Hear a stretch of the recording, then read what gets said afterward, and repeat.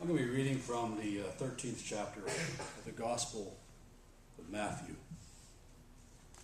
Hear the word of the Lord. That same day Jesus went out of the house and sat beside the sea. Such great crowds gathered around him that he got into a boat and sat there, while the whole crowd stood on the beach. And he told them many things in parables, saying, "Listen, a sower went out to sow. And as he sowed, some seeds fell on the path, and the birds came and ate them up. Other seeds fell on rocky ground where they did not have much soil, and they sprang up quickly, since they had no depth of soil. But when the sun rose, they were scorched, and since they had no root, they withered away. Other seed fell among thorns, and the thorns grew up and choked them. Other seeds fell on good soil and brought forth grain, some 100-fold, some 60, some 30. Let anyone with ears listen. Hear then the parable of the sower. When anyone hears the word of the kingdom and does not understand it, the evil one comes and snatches it away, what is sown into the heart. This is what is sown on the path. As for what was sown on rocky ground, this is the one who hears the word and immediately receives it with joy. Yet such a person has no root, but endures only for a while, and when trouble or persecution arises on account of the word, that person immediately falls away. As for what is sown among the thorns, this is the one who hears the word, but the cares of the world and the lure of wealth choke the word, and it yields nothing. But as for what was sown on good soil, this is the one who hears the word and understands it, who indeed bears fruit and yields, in one case 100-fold, in another case 60, and another 30. May the Lord add a blessing to the reading of the word. Lord, we pray that you would open our hearts and minds, that not only would we be hearers of your word, but that we would also be doers of your word. Amen. Begin with a little illustration. There's two cows that are standing in a field, and they're facing the road. As they're looking out on the road, this big milk truck comes rolling down the road. It's one of those big tankers, with the stainless steel big old tank in the back. And on the side, the name of the dairy is there, and then it's printed homogenized, pasteurized, standardized, vitamin A, vitamin B1, vitamin C added, calcium as a supplement. And the one cow, this kind of sighs, looks at the other cow and goes, "Doesn't it just make you feel so inadequate?" If you're a cow and you're going to compare yourself to a tanker full of pasteurized, homogenized, standardized, vitamin-fortified milk, you may feel a little bit inadequate. But the cow, the milk couldn't be in that tanker if there weren't cows standing in a field somewhere. Tankers would be empty. They wouldn't have any milk. I heard a comedian talking about all our different substitutes for milk, and he's talking about soy. Soy milk. What is that? What is soy milk? There is no milk in soy. They just call it soy milk. At any rate, you don't have a substitute. It's either milk or it's not. And if it wasn't for the cows, you wouldn't have milk. And that's as simple as that. Well, the disciples were at a point where, yes, these great crowds were gathering, but there really wasn't that movement that was like, okay, this is organized and we know we have these goals. Jesus has taught us these kinds of things. We have the Sermon on the Mount. We have Jesus doing miracles, and these are all great things. But I'm not sure that we're up to all this. And then we have the Pharisees and the scribes and all the authorities of the temple, and they're coming down hard on us. They're especially hard on Jesus. There's talk that they want to get rid of him. There's even talk that there's people out there that would like to assassinate him. And I got to tell you, if I'm a disciple, I know if they assassinate the leader, they just might be out there trying to assassinate me too. And I think there was a lot of anxiety with the disciples. Many leaving their jobs, leaving their families, marching all around. They were uncertain of the future. They knew there was a lot of chaos. Oh wow, sounds pretty much like now.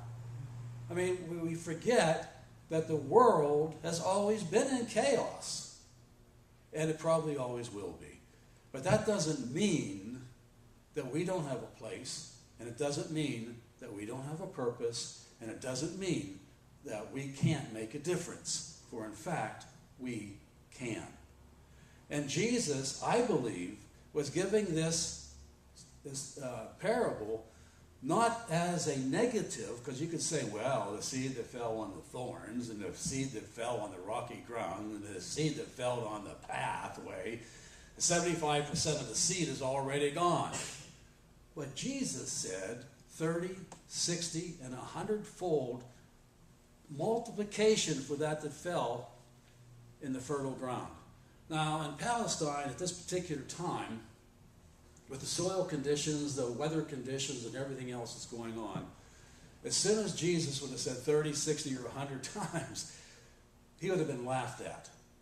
No farmer in their right mind would ever expect that kind of a yield from planting. It just couldn't get it. But here Jesus says they're going to get it. And the seed isn't just seed going into the ground. This is a parable, my friends, and this seed is going to people. And so it's people who we're talking about. So even though we look at this crowd and we think, well, I wonder how many of these people will be around tomorrow. Now we got to get this picture too, I think. Jesus left the house, got up in the morning. I don't know if he had breakfast or not, but he left the house. He goes down by the shore and he's sitting there thinking, I got some time to myself. And as he's sitting there, all of a sudden, people start to wander in. Here they come, and all of a sudden, he's got such a crowd, he begins to teach them. Then he realizes, because he's right in the middle of them, they're blocking the sound, and he's not getting out to everybody. So he casts the boat out a little ways, and he goes out, and he sits in the boat, and that's a perfect amphitheater. You know what I'm saying? You ever been out on the water and been like at, a sandy bottom at that bay? And just sit there when it's quiet. And all of a sudden, someone 200 yards away, sitting on the water, will say something, and you'll hear it clearly. It seems that it travels over water. It's almost like it's amplified out over water. So it's amazing. Jesus is preaching, and the word is going out. He's talking about the farmer throwing seed this way and throwing seed that way. And it's something that every one of them would have seen. Every one of them would have understood what that's like. And every one of them understood the soil conditions of their particular time as well. And so before they get too much into their disappointment and anxiety, Jesus gives them the zinger at the end, 30, 60, 100-fold. There is a task that's out there for us. It's a task that we don't always understand. It's a task that sometimes we don't feel adequate for. It's a task that we don't all the time feel prepared for, but there is a plan in motion. I read it to you from Isaiah. God said, I have a plan and a purpose, and that plan is going out, and that purpose is going out as well, and it will return. You can go out there, and you might make a lot of mistakes. You might fall down. You might not do all the things that you're supposed to do, but that's coming back. The water's coming down. The things are being nourished. The plants are going to grow. People are going to come into this kingdom. Even though you stumble and you fall, just please keep getting back up and please keep planting the seeds. And it really then comes down to what? It comes down to building community. That's really what it is. Because we were never sent here to be alone. John the Baptist managed to get out to the wilderness and live there for years and years and years, but that was his season of preparation. Preparation. We have had our season of preparation. We have had the baptism. We have been in Sunday school. We have listened to the sermons. We have sung the hymns. We have prayed the prayers. We have seen the church grow. We have seen the church come down. We have seen it come up some. We have seen it go down some. But we're past the preparation and we're into the seed planting. And we're into this thing called community. Now, as a community, it would mean then that we have some responsibilities to one another. And we have some responsibilities to the hard ground, to the thorny ground and to the rocky ground people. In other words, anybody who comes through that door becomes our responsibility. We welcome them into our community. I was reading in a book on church growth some time ago. This author happened to be a Presbyterian, so he was talking about a Presbyterian church. But at any rate, there was the man and his wife. They had been retired, and they lived on the East Coast, and they decided to move to Kansas. Why? I don't know. They didn't explain it. But I don't know that there's a whole lot in Kansas to draw people from the East Coast in retirement to go to Kansas. I don't know. Maybe I'm wrong. At any rate, they get down to Kansas, and they came from a fairly... Pardon? Oh. Always time for commentary. They get out to Kansas, and they go to this small town. And first Sunday morning, they go down to the local little church. And it is a little church, somewhat like ours. And he goes in, and he liked it. He liked the hymns. He liked what the preacher was saying. He liked everything about it. And he had one of these visitor cards. And on the visitor's card, like all visitors' cards and things that are on there, it said he checked the box. It's a visitor. A new resident, he checked that. I would like to become a member of this church. He checked that. I would like a visit from the minister. Ooh, he checked that box too. And he threw it into the collection plate when it came around. And he felt good, and he went home. He went home, he waited. He waited. Thursday, Friday, nobody came, nobody called. The next Sunday morning, he was a little perturbed. And he was ranting around the house, and his wife says, "What is wrong with you? You know, yelling isn't helping. Yelling never helps." And he says, "Well, you know, I've been thinking about this. I'm disappointed." And she says, "Well, why don't you do something?" So he says, "All right, let's go to church." So they went back to that little church. They went in, they had the service. After the service, they came out and they went to their little coffee time together. And he started walking around and chatting to people. And as he was chatting to people, he was saying to them, "You know, I am new here, and I was a little disappointed because I filled out all those things on the visitor's card, and I never heard from anybody." And the people said, "Really? Never heard anything?" No. And so the word started getting around. And so then he went home from church. But what he really was doing was planting seeds. That's what he was doing. And lo and behold, at the next session meeting, which is a big word for Presbyterians, which means board meeting, they did something about it. They talked about this new family that came in, and nobody went to visit them. And then they realized something. We used to have a visitation committee. Imagine that. We put out all these cards, and we don't have... Presbyterians are big on committees.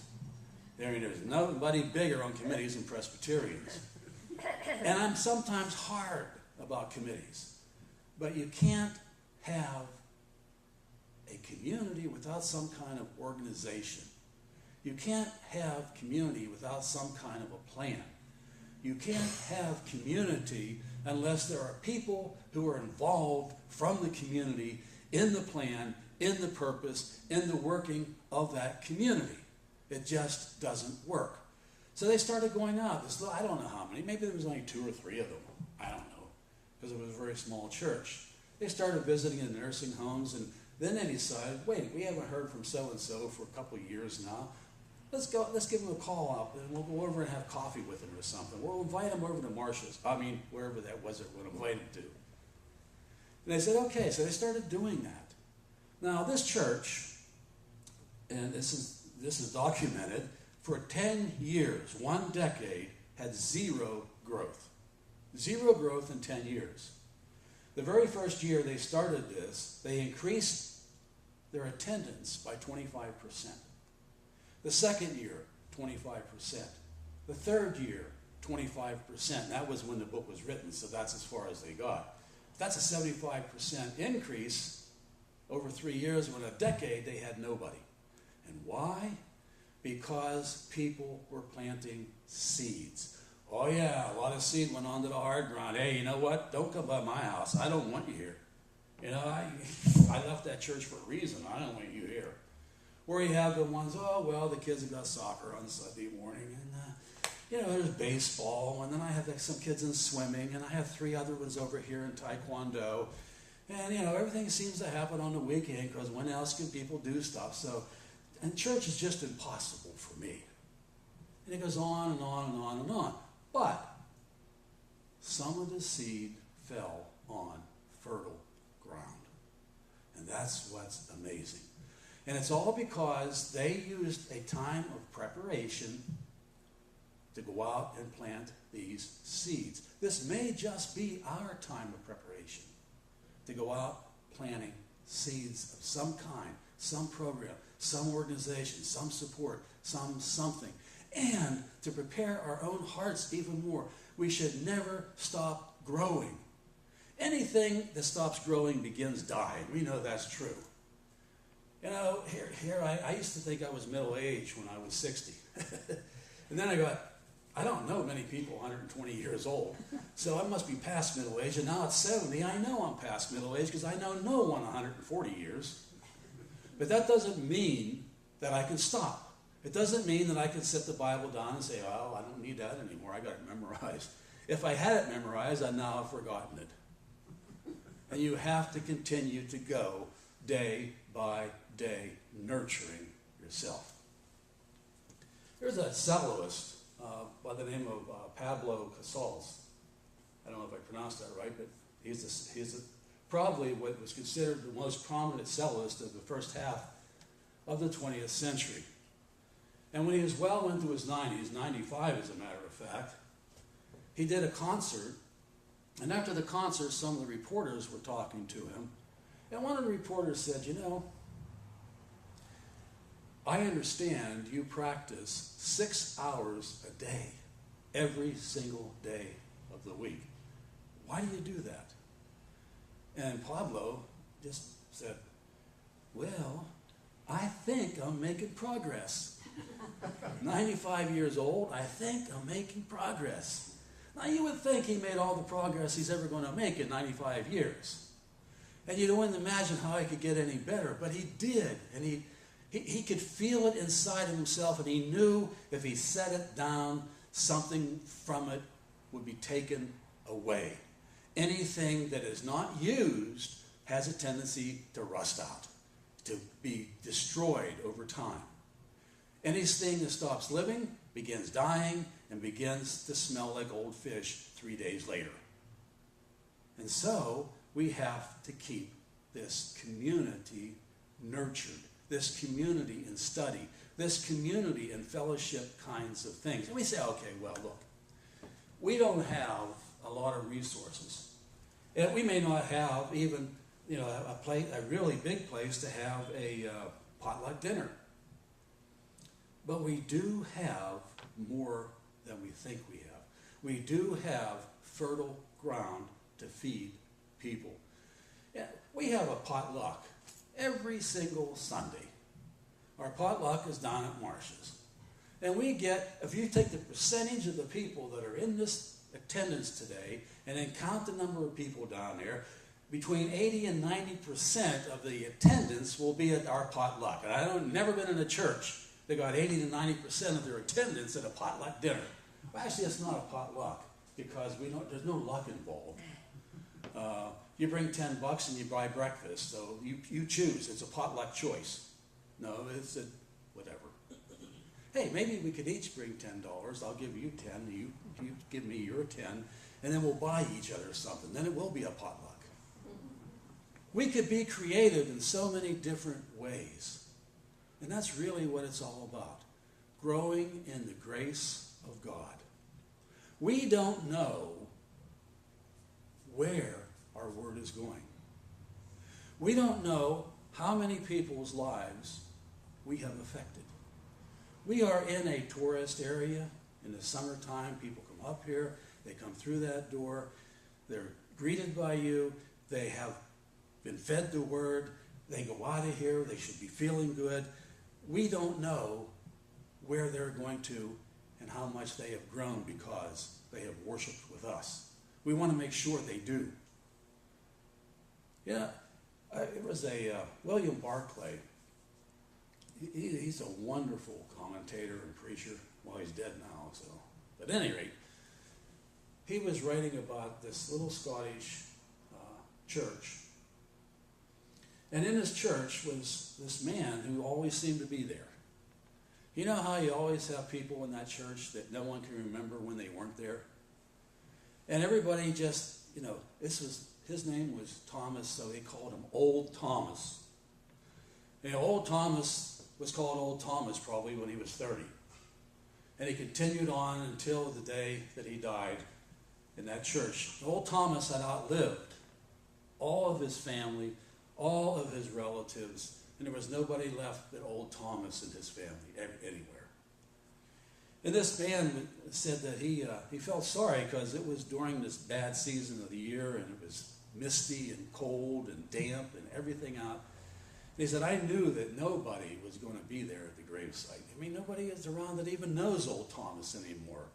I mean, I know he used to teach Sunday school back about 30 years ago, but nobody, he just comes in and kind of sat in the back of the church, but he was always here. So he said, I went out to be at the gravesite. And as he was standing there, someone else came. And this person had on this military raincoat.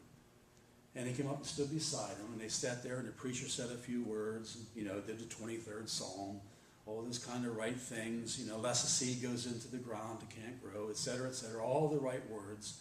And they lowered the casket down in.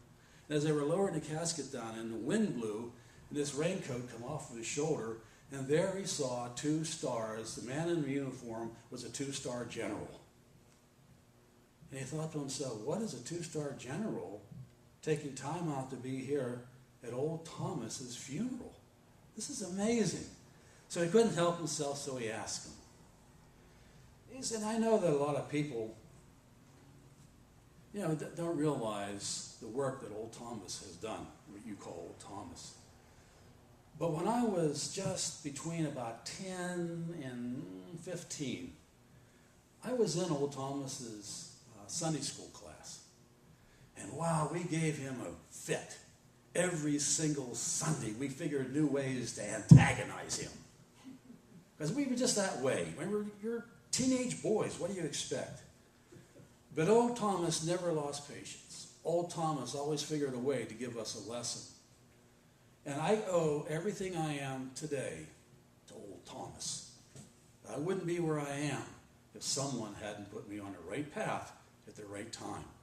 Old Thomas probably never knew that. Never was able to see that man come back again. But we can see it. And we have to say this for us, that we hope that someday someone comes in here and says, hey, has anyone seen old Terry? I remember a sermon he preached. I liked it. Imagine that. I went to church. I heard a sermon. I wasn't depressed, and I liked it. Well, I don't know if that'll ever happen.